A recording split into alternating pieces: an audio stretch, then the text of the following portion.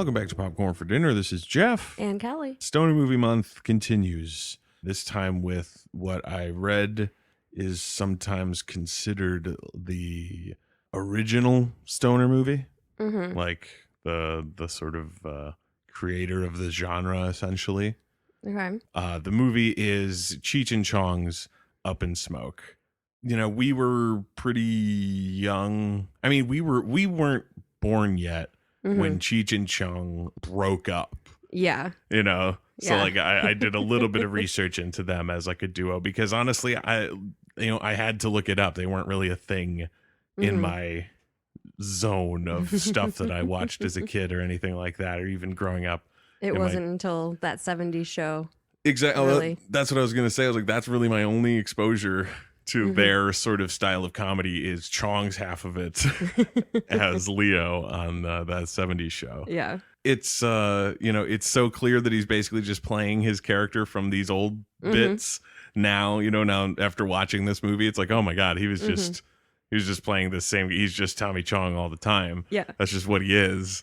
That's how he is. So like, it's sort of like Muse in that sense. Yeah. Like it feels like Cheech is more of an actor and Chong is more just doing what he does. Yeah. He's just there. Yeah. Yeah. That was really all I knew. I knew Cheech Marin from various bit parts in like movies and stuff. I know he has I think he has 3 separate roles in From Dusk Till Dawn. Which is pretty funny, but so I knew him from stuff, and then I knew Chong from that 70s show. But And Zootopia. Yeah, well, that's so much later. You know, I'm thinking more like when I was a teenager. Yeah. When these kinds of movies might have actually really entertained me. Yeah. You know, which is sort of a little sad thing to say, but like I didn't know them like as a duo. The only thing that I even had the like remotest knowledge of was the Dave's Not Here bit. Which I went and listened to on YouTube yesterday as well afterwards. It's just a minute long, and that's literally the entire joke. It's just Cheech knocking at the door, asking to be let in, and being like, "It's Dave, man. Dave? Yeah, Dave, man. Dave's not here." That's the whole. That's it for a minute and a half. But I knew of that. So like the parrot in Up in Smoke. Oh yeah, exactly. That Pedro's was not sort here. of a gag. When that happened, I was like, "Oh, hey, that's a little callback to their old comedy record," because that was like what they did. They did like comedy records, and then they did a few like small movies or like shows or something. I forget exactly, like episodes of something. But then Up in Smoke was their first like movie. Yeah. And I don't, again, not knowing so much about them as like an actual like what their sort of production level was, but it definitely feels like they might have been over their heads to create a full 90-minute narrative movie. Yeah. Because man, Yeah. not even from a sense of not being funny. Like I'll give it plenty of points where it's like there's parts of the movie where it's like I'm sure this killed in 1978. Yeah. It's just not gonna land now. Yeah. Holy Jesus fucking Christ. This movie probably holds the record for the amount of mans. Yeah. That whole opening car ride after he picks him up, Yes. like for the first time, Man. it is at least twice a sentence for both of them. Yeah. The whole scene. They'll start and end with man, usually. It's like, man, something about something, man. man. Like just mans over and over. It has to hold a record. I can't imagine a movie having the word man more than this movie. So it's like I give it some, some leeway in that sense. But just overall, like as a story, writing a story and like making it something, it's like truthfully, you could cut out the first half hour of the movie. Yeah. And you would not be lost. There would not be any difference to your enjoyment of the rest of the movie at all. Yeah. It's so inconsequential to what comes forward. Like there's finally a plot when they get the truck made out of weed. And that's about it. That's really the only thing it's got going for it in terms of like there being any kind of thing we're following. It's like, okay, they have a truck. They apparently don't know that it's made of weed. Yeah. Because apparently it's a time where weed doesn't smell. Like Oh no my one God, notices. That was the weirdest thing Except the to dog. me. Yeah, the dog.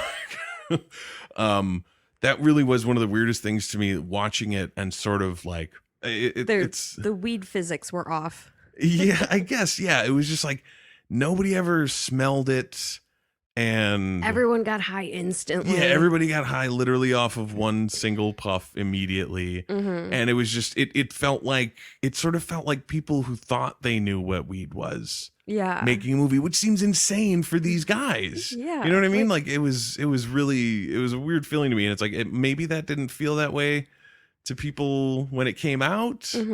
Maybe I'm just way overthinking it, but it did seem odd to me. Yeah, I mean, you can kind of hand wave some of it away because it's like a lot of what isn't noticed is by Cheech and Chong themselves, who are like perpetually stoned or drunk or whatever the hell they're doing, or on lewds or all sorts of craziness. So it's like, I guess you could get away with it in the sense, like, of course they don't notice because they're fucking idiots who are blazed and have no idea what's happening. They're nose blind to weed. Yeah, exactly.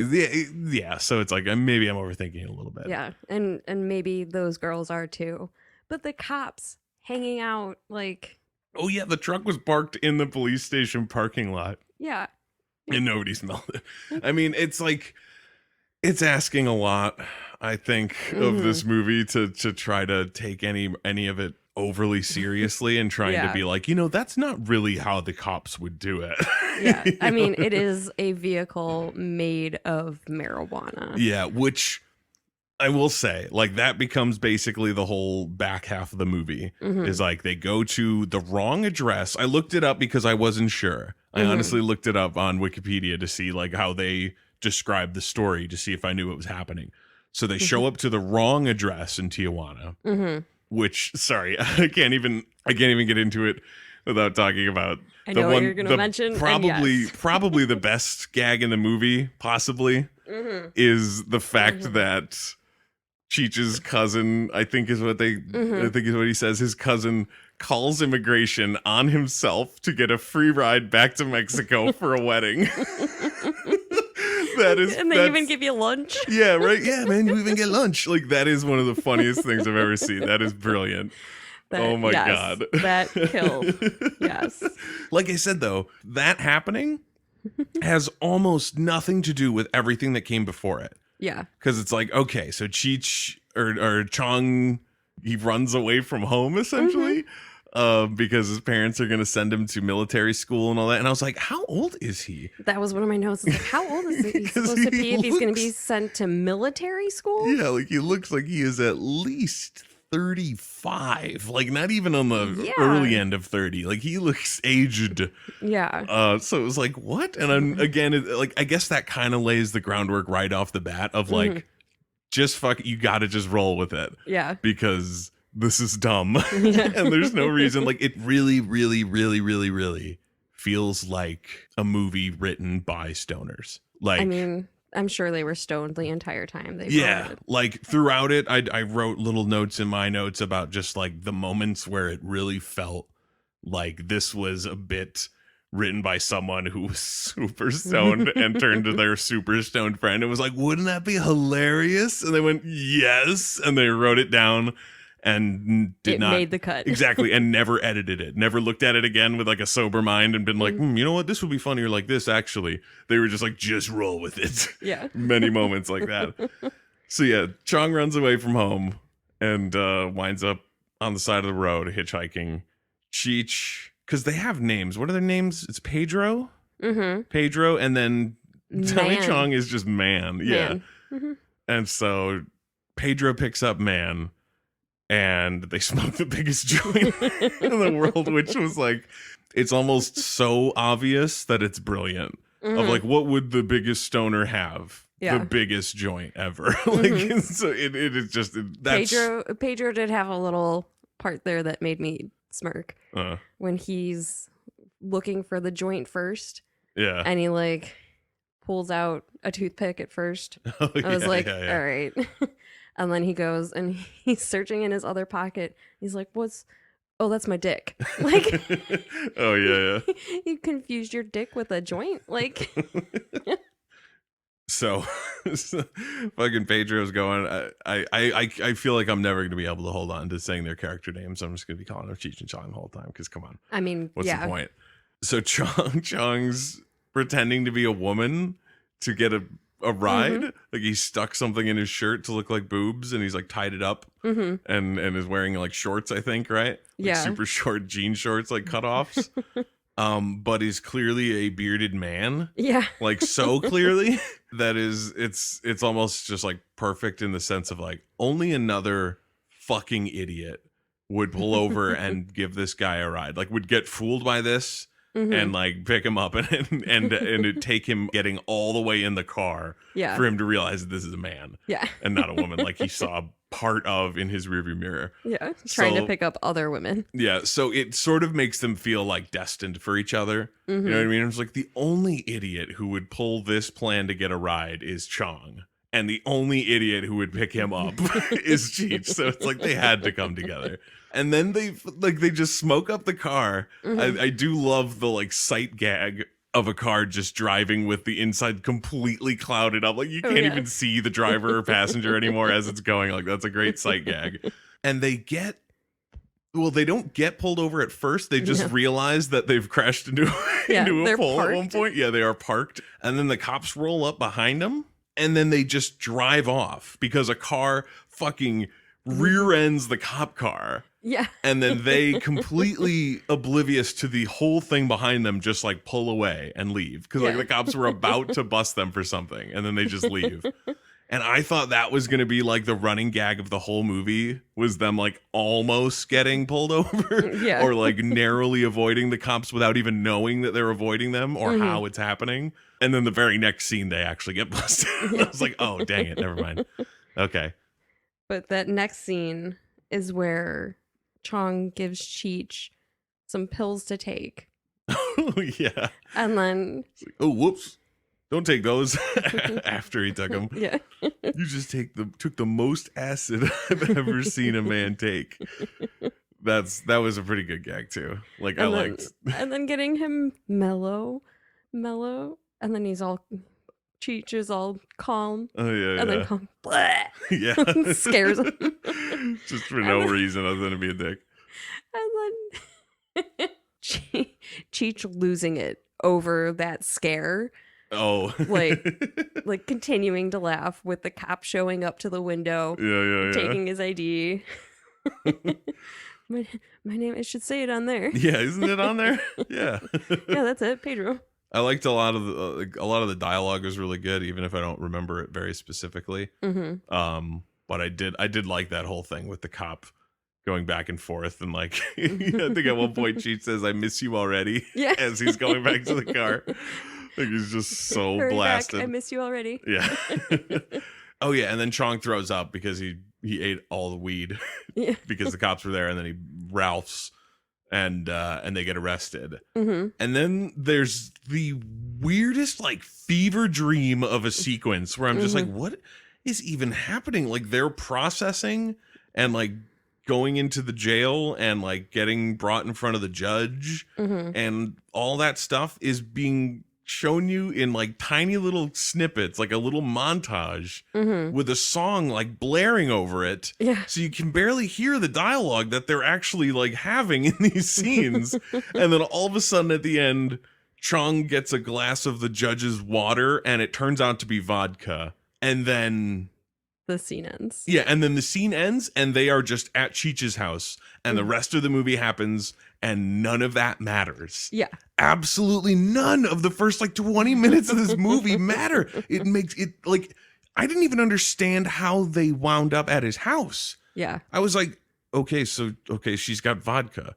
What? You know what I mean? Like even if it was like, okay, she can't do this anymore, that wouldn't mean their charges were dropped. What kind of sense does that make? Yeah. It's like your judge was drinking vodka, therefore your entire case is thrown out? I don't think that's how it works. Yeah, doesn't seem like it would be unless she had like given her verdict and the case was over and then it didn't seem like it though. It seemed like they literally had just gotten into the courtroom. Oh yeah. It was like, this is absurd. I was expecting that to mean more and then it just doesn't. And the rest of the story happens and none of that matters. Yep.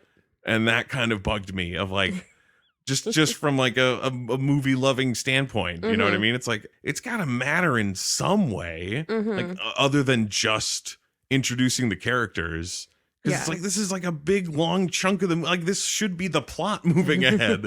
And instead, it's just like, oh, never mind. Now they're friends. Like, okay, you didn't have to go through all of that to show us they were friends. Yeah. With the weirdest montage sequence I've ever seen. But then the movie kind of gets started in earnest, sort of. But even the next chunk barely matters later. Because it turns out, well, I mean, they show it in the earlier scene that he has a drum set, but it's like Chong is a drummer. Cheech is in a band. They need a new drummer. I think they say something about like the white boy that they had isn't any good or something. Or no, he was the white boy. Chong was the white boy that he was bringing in. Yeah. I knew there was a white boy line. I thought it was funny. So he comes in. It doesn't really audition for the band. They don't do anything with the band until the very end of the movie. It's like they stand around and talk about the band. And the one guy, I think, has a bass guitar on him, but like the rest of there's no instruments anywhere. Yeah, they talk about the uniforms. Yeah, like I didn't know that those other guys played horns. Yeah. Until the end of the movie when they showed up and they had horns. I was like, what do these guys do in the band? And, and it was like, oh my God, okay. So that all that is just to set up the very end of the movie where there's a battle of the bands. Yeah. Because then they just decide like, hey man, we gotta go score some smoke. And it's like, okay, that's a pretty standard plot line you can go with. Literally just the guys looking for smoke, like can't find it, trying to track it down. And they go to Cheech's cousin or friend, I forget, cousin Strawberry, who's like a crazed Vietnam veteran, like the super stereotypical guy who came back with PTSD and like all that legit flashbacks. That they love to play for laughs back then. So they think he's gonna have some stuff, and he leaves with Cheech on a motorcycle with a sidecar. Yeah. I don't even remember what they go to do. They just leave, or they have to go get it from somewhere. Yeah, I think is what they said. So they leave. Chong stays at this random guy's house, and then some woman comes in and does 3 lines of what I thought was baking soda. Or was it implied that baking soda was full of cocaine? No, that was Ajax, which is a cleaner.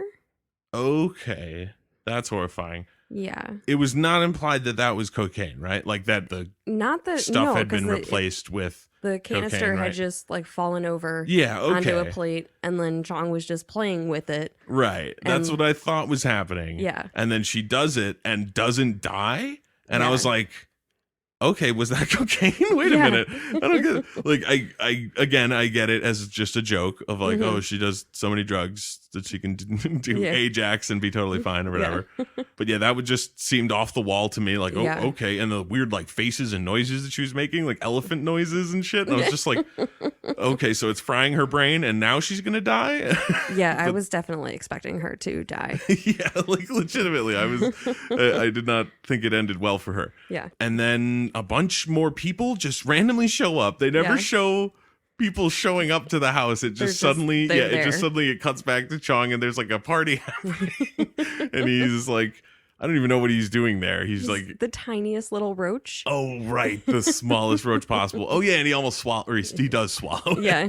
He goes to inhale and just sucks it in. Yeah. But then there's a whole bunch of people there at the house. And then there's a truck outside with the police in the truck watching the house because they're going to bust it. Right. Stacy Keach as the fucking detective guy. I loved that. Especially knowing him as fucking Ken Titus on Titus and like all the like drinking and drugging that he did, and then watching him in this and he's playing the like super straight-laced square cop, who fucking hates everything. They were weird. I didn't really like the cop stuff. It was not funny enough. I'll put it that way. With how much time it spent on it, and the characters were just so over the top dumb. Yeah, that it like he shoots out the tire of their car. Yeah, like was and it's kind of poorly shot too. So it's like, did he miss shooting at their car, or is he so dumb that he looked at the tire and was told to shoot out the tire, so he shot out the tire? Like, if it's that, that is fucking dumb. Like that is like the worst joke possible. If it's implied that he just missed because he's stupid, also kind of dumb. Yeah, but at least not as bad. But it really felt like the second one. it felt like they were trying to portray them as like over the top, completely unable to function as people, dumb, which just seemed a little too much to me. I mean, I like Stacey Keach enough in it, like as the guy that it's like, okay, fine. Yeah, he was fine. It was the other guys that were the other three. Yeah, I mean, as characters, like as written, it was just like they had nothing to work with. They were just a bunch of dolts. It's like, okay. But yeah, so the cops are outside. They're fucking staking out the house. And then Strawberry and Cheech are coming back, right? And Cheech sees that there's a raid going on. Yeah. And Strawberry's having a flashback and hearing like bombs and helicopters and shit. Considering that the first joke about his coming back from Vietnam was kind of funny, it sucked that it turned into such like a, ooh, like you feel kind of shitty about it. Because the first joke about it, I loved that that Chong thinks that he came back from Vietnam crazy because of the Vietnam grass. I thought that was hilarious. Like, yeah, man, that Nam grass will do it to you. Like, that's not what it was about, you fucking idiot.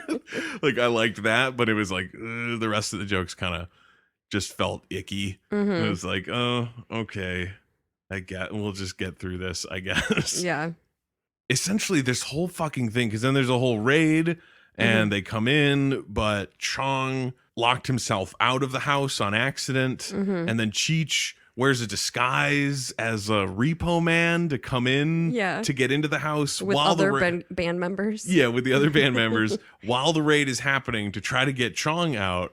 And then he sees him outside and then he lets him in and he says, how are we going to get you out of here? Yeah. And then Chong like kind of points to the door. I like that gag. I love the joke of letting him in to tell him that they need to get him out of there. Yeah. Like that is very funny. But that is the payoff for all of that that just happened that was not very funny. Yeah. So it was like, oh, that did not pay off the way I would have liked at all. But then they go to Cheech's cousin's house. The other cousin's house. And that's where immigration shows up. That's where the immigration thing happens. So they go down to Tijuana. Because they got deported too? Yeah, I guess. I guess they was just like, just get on the bus. That's kind of a funny gag though. Like the idea that they were just taking all these people that they wouldn't even notice if someone who wasn't actually an illegal alien got on the bus and was just like, hey, what's up? Yeah. So it's like, okay. Free ride to Tijuana. Yeah, I guess. So they get down to Tijuana and they're supposed to pick up an upholstery truck from his other cousin, was it? Or was it like uncle? I don't even remember. I feel like it was an uncle this time. From his uncle's shop to drive back up into the U.S. Yeah, because his uncle has an upholstery shop in Beverly Hills. Right. But has all the work done in Mexico. Yeah, exactly. And this actually confused me a bunch. Or I mean, I got it to a certain extent, but I wasn't sure how much the characters were aware of stuff. They have an address written down, but it's all like sloppy because, of course. Well, they had those burritos. Oh, right. So that got the paper all messy. Yeah, they ate this like street burritos and got the paper all messy. And they go to the wrong address, but the address that they think it says is also an upholstery store. And they are secretly making an entire truck out of weed, out of this magical fiber weed that, you know, you can basically turn weed into plastic and make it into something. So it's literally an entire truck made out of weed. Before they like get in there, the movie explains that to us via the cops, where they're sitting there with a slideshow presentation that Stacey Keach is giving them about this stuff. You know, like, oh, this is how they'll smuggle it, like inside the TV. Like, no, it is the TV. It's this magical fiber weed. They do this and that. Before they revealed the actual made out of weed truck that they wind up driving back to the United States. I thought that was the funniest fucking piece of satire I had ever heard of, like the dumbest shit a law enforcement person would believe about weed. You know what I mean? Like just like a completely over the top. Like, are you fucking kidding me? You really think that that's possible? Yeah. But you know so little about it that you buy it. Like, oh, you fucking idiot. And then it turned out that it was actually something that was happening in the movie, and they were using it for something. And I was like, oh, okay, they're actually on to something. Yeah. They're okay. And it made me sort of reevaluate the characters. It was like, I thought they were like the squarest of squares who have no idea what weed is or does. Yeah. And therefore would believe something as dumb as that. And then it was like, oh, wait, shit. Okay, no, Stacy Keach is actually on the ball here. He knows what he's doing, and he's tracking this down. So he's actually a threat. He's not the dumbest guy on the block like I thought he was a moment ago. But luckily for Cheech and Chong, all the guys around him are idiots, so he can never get anything done. But he is actually kind of an idiot too as the movie goes on. Yeah. Because it's like, come on. How close are they to that weed truck? Like over and over and over. Yeah. And nobody smells it or sees it. Yeah. It literally looks like a bushel of weed with wheels. Like it, like there's no way that you could not notice that was the one. Like especially when it went through the border. Yeah, the border checkpoint. Like you'd think right there, there's no way you can look at it. Like if you're just eyeballing all the cars coming in, there's no way you don't stop on that one, or at least double back to it. Like, wait a minute. Yeah. Is that really what I saw? Like, come on, man.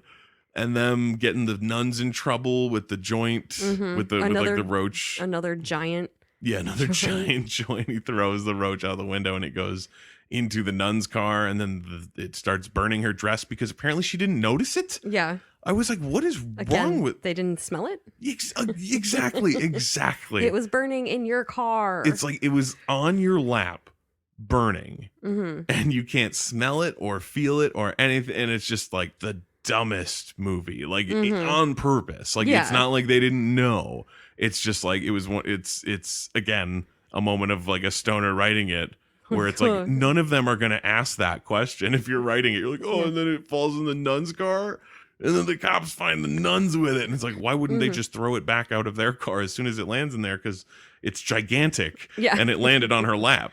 Like, there's no one there to ask that question, so the script just goes on. Yep. And it's like, fucking nobody's even thinking about it. And then that fucking weird nun groping sequence. Yeah. Where they're playing it like the nuns liked it, because assumedly because they're nuns. Yeah. And nobody ever touches them. Touched. Yeah, exactly. Which is like, it's like the you're not wrong. Yeah. It's just weird. Yeah. Like it makes sense as like I can understand where the joke is.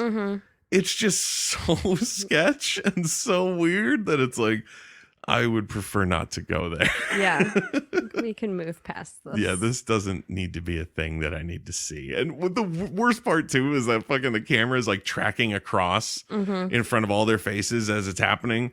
And in the back of my mind, all I could think of was that fucking shot from Shutter Island, when they take out all the fucking guards at Dachau and big fucking long tracking shot. I was just like, oh, this is weird.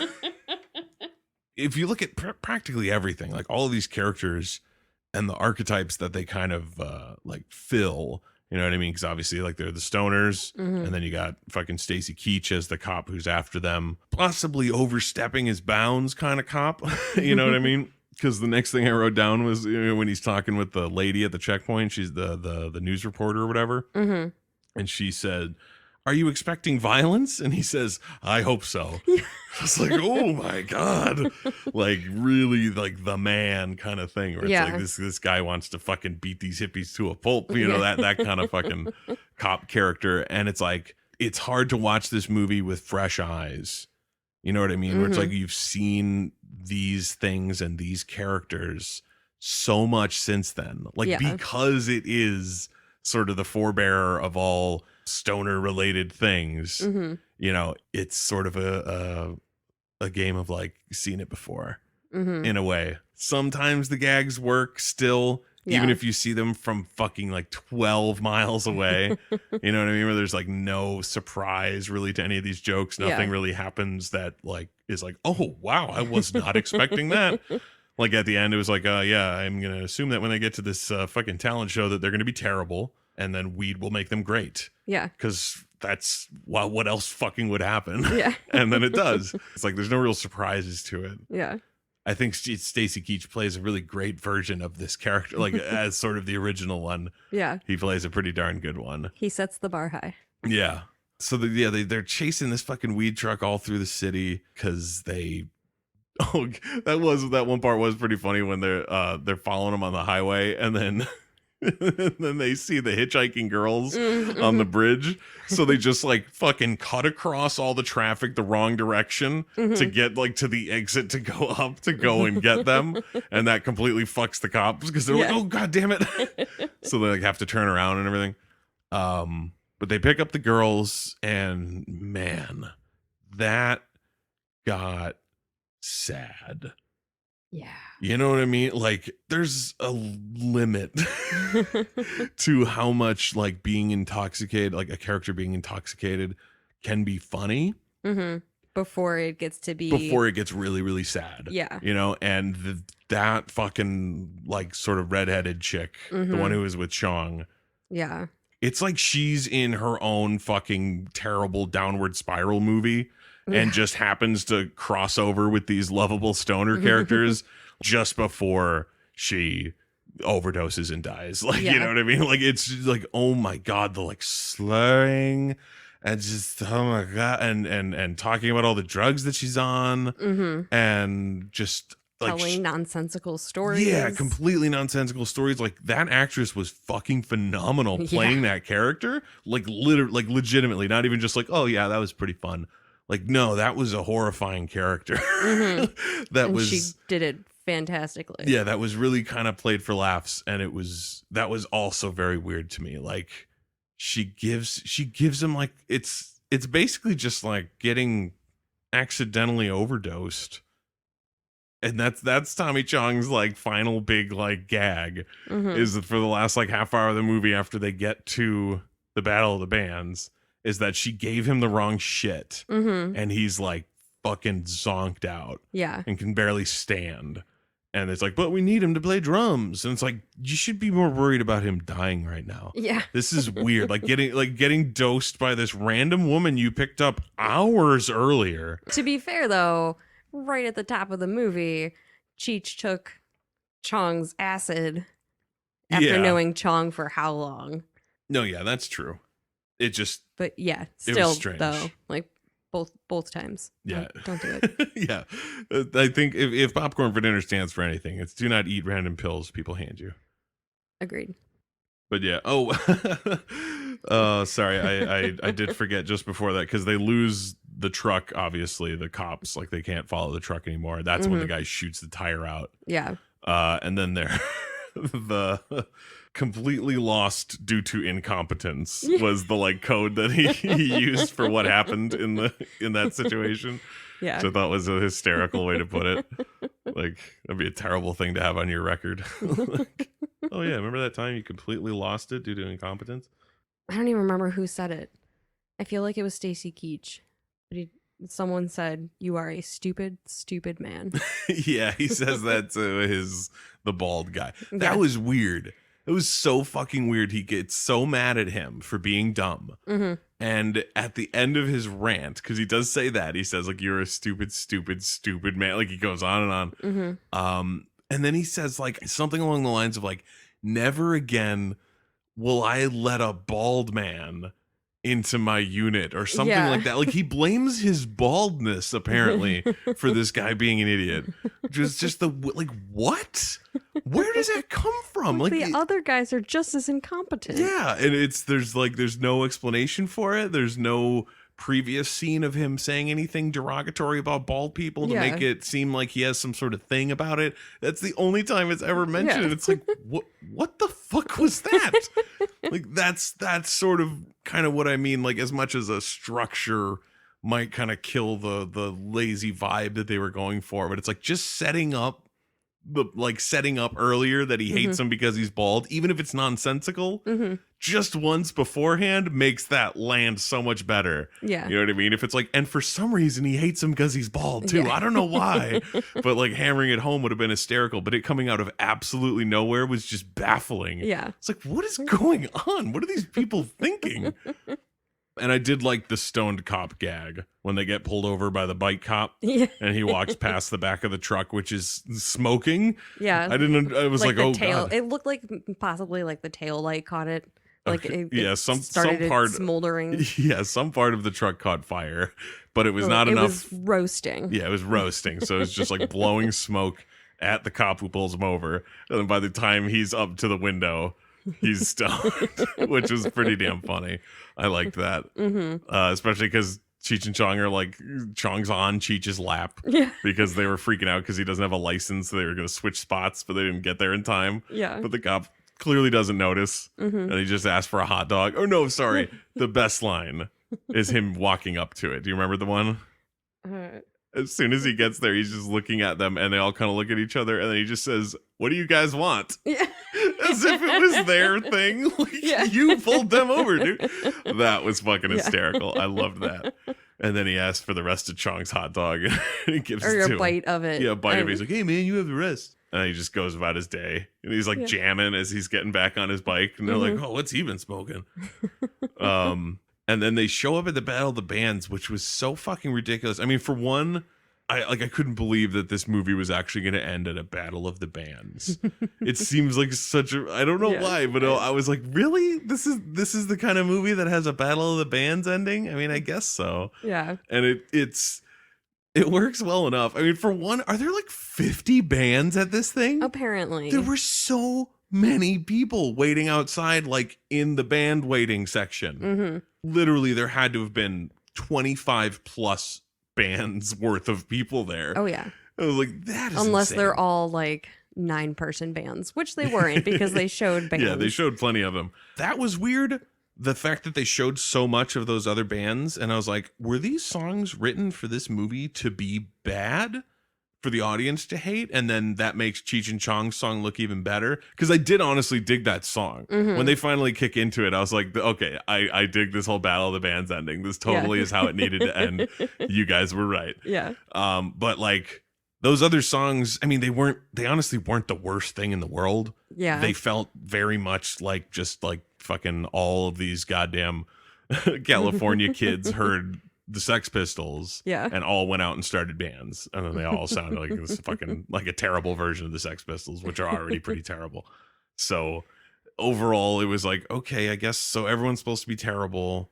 And I guess that's just that's what I was getting at, is like, they wrote these songs to be terrible. Were these bands? Like, were they mocking? Like, were they like, hey, you could be in our movie, man, and play a set and then make it look like the people hate them or something? Yeah. I don't know. It was a weird thing to me. I didn't expect them to show so much of the bands. Yeah, I was me expecting neither. just little bits, but they played like almost full songs from a couple of those bands. And I'm like, you guys ran out of stuff to film for the movie, didn't you? You needed to get to a certain length and you couldn't. So yeah, Chong's fucking gonna die because he's been dosed by this random woman. All these downers. And then the fucking cops lure some Hare Krishna guys into their creepy van Yeah. and steal their clothes and like tambourines and shit, and think that that's gonna get them into the Battle of the Bands. Yeah. That I was like, wait, what? Because they walk up and they just try to like get in, and the guys are like, hey, you guys need tickets, and they're like, oh, we don't need tickets, we have the word of our holy father and blah blah blah, and they're like, yeah, no, you're gonna need tickets. In my head, I'm like, yeah, that's exactly how you should have thought this was gonna go. Yeah. Because this is the dumbest idea. Why what Hare Krishnas get in free? What is that? That doesn't make any sense. So then he decides to go like, well, fine, we're the police and we need to get in. And he shows him his gun, and the fucking one dude has the best line on the planet. That is a gun, that is not a ticket, which is so fucking great. And then they're like, oh, blah, blah, blah, and they just like leave because there's nothing they can do about it. Yeah. And it's like, okay, what was Buy the point? tickets? Yeah, really? Why not? Like, it seems like you are not stopped here at all. You just need to go get some tickets. Yeah. And they just like leave and admit defeat. And they find the weed truck. Oh no, the weed truck starts to get towed. Yeah. Well, because there's these other two guys. I'm assuming that's who the weed truck belonged to. Me too. They have 0 scenes in the movie. Yeah. Like on their own or explaining anything about them. You kind of see them in the warehouse where the weed truck's being assembled. Cheech walks past him when he's going to the bathroom, but they don't say anything other than like the bathroom's over there. Yeah, and the where's camera the doesn't. toilet? Yeah, and the camera doesn't even really focus on them. It doesn't even like get all up in their grill and like show you these guys. They're just kind of there, and he talks to them, and you don't really focus on them at all. Yeah. And then later you see them driving on the highway as well. Like there's like at least one shot of them also driving on the highway while the weed truck's going. And then right here at the end, where it's about to get towed by them, like they're going to tow it away. I'm pretty sure, like they have the truck, they're going to tow it away, and the cops show up, and they're like, "Hey, that's the weed truck. You guys, you must be in on this, and blah blah blah, whatever the fuck." But I was like, "Are they?" Yeah. Like I barely know anything about these guys or what their plan is right now. Are they stealing? Like are they stealing it back? Do they realize? I mean, it's not that it doesn't make sense for them to take it if they indeed were involved in it and they see it parked on the street and they're like, oh, we need that. Yeah. What the hell is it doing here? Yeah. So it makes sense that they're taking it. I just don't know anything about anything. I don't know who they are. I don't know if they know that Cheech and Chong don't know that they're driving a weed truck. Do they know that Cheech and Chong are driving the truck? Were there supposed to be normal drivers that knew about it, that were taking it somewhere? And then Cheech and Chong, because Cheech and Chong were going to take it to his place. Yeah. Because he thinks it's his uncle's truck. Yeah. So it's like they must know that the guys who took the truck aren't the guys who should have the truck and are therefore tracking them down to get the truck back. But we see none of that. There's no scenes of them discussing anything involving what's happening. It's just completely in the background until this very end scene. So bizarre. And again, it's like we need there's some guys, right? Oh yeah, there's some guys. And then it's like, you need to establish these things, movie. Then the truck catching fire gets everyone stoned, including the cops. And then Stacy Keach goes insane and starts eating pizza and cramming it in his mouth. By the fistful. Yeah, by the fistful, which is pretty good. And there was the convenient vent into the building. Of course, there's a vent going into the Roxy as... What the fuck were they called? I don't even remember what the band was called. I didn't write it down. But their band... Something Alice. Yeah, I don't remember. But their band, Cheech and Chong's band, go up, and Chong is a miserable mess who cannot perform. And he like keeps kicking his drums over and knocking him over. At one point, he tells him to nail it down. So that was hysterical. But they're terrible. You know, they're fucking up. They're not playing any music because everything's a mess. Yeah, the crowd is not accepting them at all. And then the weed truck smoke comes into the building, gets everybody high.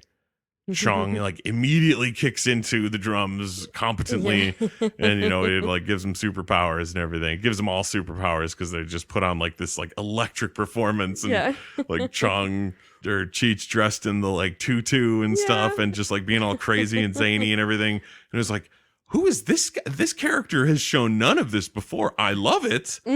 But the fact that like the whole movie, he's just been like, I want to look at them tits. Okay. And then all of a sudden it's like, oh, by the way, he apparently has this like super creative artistic side where he's like performance art and and lead vocals and shredding guitar and stuff. It's like, holy shit, who is this guy? But so they're kicking ass, and they win because they're the best there. And the song does fucking wail. I really do like that. Like that was a nice riff and just a cool jam. Did you notice Chong's drumsticks? Oh, that they were gigantic and they looked like the joints? Yeah. I think they were the joints, were they? I don't know. I don't know, but I wouldn't put it past him. Yeah, that was pretty hysterical. But yeah, they were ridiculous. They were like sausages in his hand. And I know, like at this point, it's totally a cliche. But if it had happened in this movie, being like one of the first ones ever and all that, it would have blown my mind, and I would have thought it was like the funniest thing in the world. I honestly would have loved if their like super brilliant performance was like all in their heads. I wrote the same thing. It's but like once the fucking, because it's like you've accepted at this point that there's a giant truck made of weed sitting outside that's on fire. The smoke is going into the vent, coming into the building, getting everybody in the room high. So it's like, so of course, it's that's what everybody feels like. That's what I thought it was going to be. It's like they feel like they are fucking tearing it up, and the audience is so stoned that they think that they are loving it, like that everyone is getting so high that this performance is completely fabricated. Like everyone will remember this night better than it was, and that's what we're seeing. Yeah. But in reality, it was a mess and nobody could tell. And I was almost hoping that would be like a reveal or something like that. But I was like, in my head, I knew that it wouldn't. Like, nah, they weren't. The movies, stoner movies, hadn't been established enough to do like a subversion like that. Yeah. So right off the bat, it's like that has to come later after they've made a few, and someone goes like, it'd be funny if instead of doing that, we do this. It's like, oh, okay. And then it ends, and they're talking about their career, like they're gonna have a career, their music career and all that. Getting stoned in the car as they drive off down the fucking coast, happily ever after, apparently. Which. That feels like where the movie should end. Like, yep, they're buds. They're in this band. They're doing their thing. They found what they've been looking for. I mean, overall, even though we've had a pretty good time remembering the movie and kind of going over it, and there are some good gags and whatever, it's very dated. And it's not... It's like stoner movies... It seems like by rule would almost have to meander. You know what I mean? It's like a stoner movie with laser focus seems like an oxymoron. But you look at something like, and this is maybe a little like highbrow of a stoner movie, but you look at something like Big Lebowski, and that movie fucking meanders. That goes from one thing to another thing. They seemingly have no relation. Maybe towards the end there's a little connection, but he's just sort of coming in and out of all these different things and people's lives and all that kind of stuff. But you're never bored. Yeah. You know what I mean? You're never just sort of sitting there waiting for it to get to whatever it's trying to get to. It still is like enjoyable on the way. And I feel like, like that whole fucking bust scene early in this movie where it's like it all ends up in the whole bringing Tommy Chong into the house to ask him how they're going to get him out of the house. Yeah. It's like funny joke, not nearly worth all of that. Or like the whole concept of them driving around town searching for weed in a truck made out of weed is, for one, probably the biggest example of it being like a stoner movie written in stoner thoughts of like, what would be funnier than driving around in a van made of weed and not realizing that it's made of weed and trying to find weed as though you're not driving an entire truck of what you're looking for. Like that concept is funny enough. Like that. Okay. That's pretty funny. But Jesus Christ, movie. Yeah. Get to it. Like the whole stopping at the police station to talk with the lady who apparently steals drugs out of the the evidence to sell to people. Like, again, it's a funny thought, but this whole scene can go, it's not needed. It's not necessary. And it feels maybe missing the point to be that like clinical with it and be like, your story doesn't need this, so you have to cut it, like that kind of like. I mean, but without that scene, then you wouldn't get the lard ass joke from Cheech messing with Stacy Keach over the radio. Yeah, code name Hard Hat. What's that, lard ass? Yeah, that was a pretty good gag. I mean, again, I'm probably just being really tough on it, but it's just, I don't know, man. After sitting and watching movies for so long, when you come across something that just like seemingly just refuses to get going and like fall into any kind of groove, it almost feels like a series of vaguely connected sketches that that aren't worth it, that are too long for what the eventual payoff. Like I said, I was reading about it a little bit. And like this movie winds up being kind of a cult classic, but a lot of reviews for it were like, it's not very good. Like maybe if you're insanely stoned, you'll find it as funny as the characters do. But other than that, just watching it as a movie, it's just kind of like, oh, okay, this is not really what I was signing up for. Like I was hoping for something with a little more any substance to it, really. It's like there's no real character arcs. There's no real storyline from one thing to another. You know, like the very beginning of the movie, I thought it was going to have a sort of like a direction for it, and it might have just been me like reading into it and being thinking too highly of what was to come. But like, because Chong gets kicked out of his house, you know, and his dad's like, "Oh, you better have a job before sundown, or you know, you'll go to military school." And then Cheech, you know, he gets up. I did not expect Cheech to have a family. Yeah. I was like, oh my God, this is weird. Yeah. But he like is just like a man with a family who also drives around getting stoned with Tommy Chong all day. And then he goes outside and he's, you know, proudly like polishing off his like really shitty car, his shitty lowrider. And it sort of felt like it just had this sort of feeling of like Tommy Chong's thing where people are telling him to like get his shit together. And then Cheech, who like has, for all intents and purposes, has his shit together, and he's just happy with the shitty thing that he had, like the shitty car that he has. I thought it was going to have that like an actual sort of drive to the story. You know what I mean? I thought Chong was going to have some form of like, oh man, you know, everyone tells me to get my shit together, and Cheech would be like, Psh, you don't have to stop doing this to get your shit together. Like you could have your shit together and also smoke weed or anything like that. Any kind of story or growing or character at all. And I realized like I may have been mistaken in thinking that would be what I was getting. So it's like I can't necessarily hold that against the movie. It's like just because it's what I wanted it to be doesn't mean that the movie failed at anything necessarily. You know, and it does have some funny gags in it, so it's not like I felt like I like wasted time sitting and watching it. Yeah, it was just like that's not one that I will probably sit down and watch again. I agree. Like I'm glad that we watched it, and you know, I for the most part, you know, enjoyed watching it. It was fun for the moment, like, but that's good. Well, I think that's going to wrap it up here for Popcorn for Dinner this week. Yeah, man. This is Jeff and Kelly. Hope you're not busy for a month.